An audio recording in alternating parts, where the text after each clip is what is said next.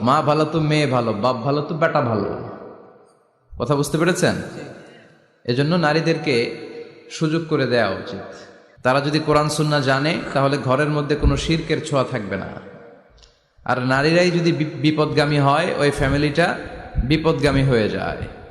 এজন্য আসুন আমরা আল্লাহর দরবারে শুকরিয়া জানাই যে আল্লাহ তাআলা আমাদেরকে আজকে এই মহিলা সমাবেশে আসার বসার তৌফিক এনায়েত করলেন। আমরা আল্লাহর দরবারে শুকরিয়া জানাই। আমরা পড়ে নিচ্ছি কালিমাতুশ শুকর, আলহামদুলিল্লাহ।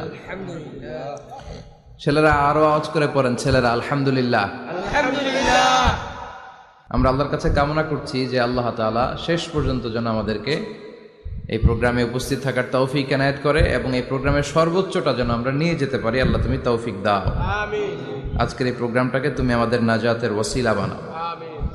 সম্মানিত ভাইয়ের, আমি ছোট্ট একটা আয়াত তেলাওয়াত করেছি, ওয়াকারনা ফি বুয়ুতিকুন্না ওয়ালা তাবাররাজনা তাবাররুজাল জাহিলিয়াতিল